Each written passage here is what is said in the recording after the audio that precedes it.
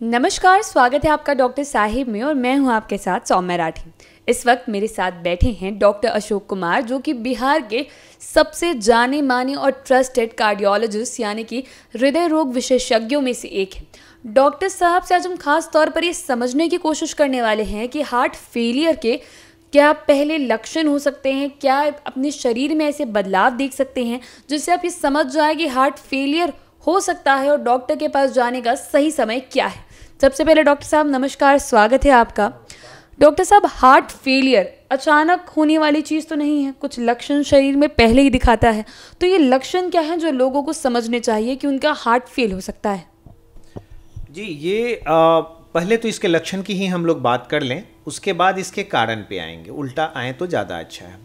Heart failure एक तरह से कहा जाए तो एक मिसनोमर है, टर्म ही गलत यूज़ होता है। जैसे हार्ट फेल्योर कॉमन भाषा में समझ में आता है कि हार्ट फेल कर गया, ऐसा होता नहीं है। ये एक स्पेक्ट्रम ऑफ डिजीज़ है जो कि शुरुआत से अंत तक सीवियरिटी, इसीलिए इसको अलग अलग स्टेज में रखा गया है ना। तो stage A B C D करके गया है, डी सबसे सीवियरेस्ट फॉर्म है। तो अगर हार्ट फेल्योर का जो लक्षण होता है, इसको हम लोग सबसे पहले देखें। ये अमूमन हमें चलने में सांस फूलेगा। हार्ट फेल्योर का जो अर्लीस्ट सिम्टम है, कुछ भी हम काम करें तो जल्दी थक जाएंगे, सांस फूलेगा। उसके बाद जो और भी पहले जो हम लोग कुछ ओबीज पेशेंट्स में देखा जाता है कि जब झुक के लैस सूज के बांधते हैं तो जब भी झुकेंगे तो उनको लगेगा कि सांस हमारी तेज हो रही है, सांस फूलने लगता है। These are the earliest symptom of heart failure. पैरों में सूजन हो जाना, रात में लेटते हैं तो उठ के मिडनाइट के बाद उठ के उनको खांसी होने लगेगी, सांस फूलने लगेगा, थोड़ा देर टहलेंगे तो फिर ठीक हो जाएगा, फिर वो लेट जाएंगे। इसको पीएनडी बोलते हैं। इसके आगे का जो स्टेज होता है, जैसे ही लेटेंगे सांस फूलने लगेगा, उठ के बैठ जाएंगे, फिर वो नॉर्मल हो जाएंगे। इसको ऑर्थोपनिया बोलते हैं। तो ये सब मुख्य लक्षण हैं, लेकिन ये अचानक सब में होते नहीं हैं। और हार्ट फेल्योर टर्म से घबराने की बात नहीं है। Heart failure stage by stage होता है। इसमें बहुत सारे रिस्क फैक्टर होते हैं। किनको हार्ट फेल्योर हो सकते हैं ये जानना ज़रूरी है। सब किसी को नहीं हो सकता। अगर पहले से आपको रोमैटिक हार्ट डिजीज़ है तो सिम्टम्स आ सकते हैं। अगर ब्लड प्रेशर है, ओबेसिटी है, डायबिटीज़ है, किडनी की समस्या है, डिस्लिपिडीमिया है, या फिर कभी हार्ट अटैक हुआ है, इन लोगों में हार्ट फेल्योर होने के ज़्यादा संभावना होते हैं।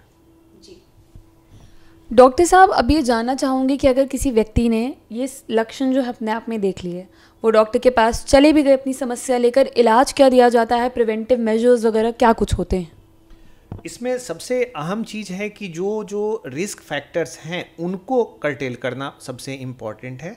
हम लोग उसके बाद उनका वर्कअप करके देखते हैं कि इनमें क्या क्या चीज़ें हैं। जैसे अगर डायबिटीज़ है, ब्लड प्रेशर है, uncontrol blood pressure, suppose that कि आपका हार्ट काम सही कर रहा है लेकिन ब्लड प्रेशर आपका 200-240 रह रहा है, तो आप समझिए कि इतना ज़्यादा प्रेशर पे हमारे हार्ट को पंप करना पड़ रहा है, तो थकेगा जल्दी। इस केस में हम सिर्फ अगर ब्लड प्रेशर कंट्रोल कर दें तो पेशेंट के हार्ट फेल्योर के सारे सिम्टम चले जाएंगे। अगर बहुत ओबेसिटी है, वेट रिडक्शन करा दें। डायबिटीज़ अनकंट्रोल्ड है, डायबिटीज़ कंट्रोल कर दें तो और ये सबसे ठीक हो जाती है। ऐसे पेशेंट्स को हम लोग एडवाइस करते हैं कि आप पानी ज़्यादा ना पिएं, नमक की मात्रा कम से कम यूज़ करें, कम करें, 4 ग्राम या उससे भी कम यूज़ करें। तो इस तरह से उनको लाभ मिलता है। बहुत सारी दवाइयाँ हैं, डायरेटिक्स है, और उसके लिए डिजीज़ मॉडिफाइंग ड्रग्स, आजकल बहुत अच्छी ड्रग्स आ गई हैं, SGLT2 इनहिबिटर, अर्नी, जिसको देते हैं तो काफ़ी लाभ होता है। उम्मीद करती हूँ कि डॉक्टर साहब ने जो सारी बातें बताई हैं आपने उन्हें ठीक तरीके से सुना और समझा ज़रूर होगा। ऐसे में अगर आप इनमें से कोई भी लक्षण अपने शरीर में देख रहे हैं, अपने किसी परिजन में देख रहे हैं, तो ये अति आवश्यक है कि आप जल्द से जल्द अपने डॉक्टर से मुलाकात करें, ताकि बीमारी ऐसा रूप ले ले कि मौत तक की नौबत आ जाए, उसके पहले आपको सही इलाज मिल जाए। इसी के साथ बहुत जल्द मुलाकात होगी डॉक्टर साहिब के अगले एपिसोड में। तब तक के लिए अगर वीडियो को फेसबुक पर देख रहे हैं तो पेज को लाइक करें, यूट्यूब पर देख रहे हैं तो चैनल को सब्सक्राइब करें। कमेंट सेक्शन में आकर आप हमें ये भी बता सकते हैं कि डॉक्टर साहिब से आपके क्या सवाल हैं, और अगर आप चाहें तो अपनी समस्या हमें मेल पर भी भेज सकते हैं। धन्यवाद।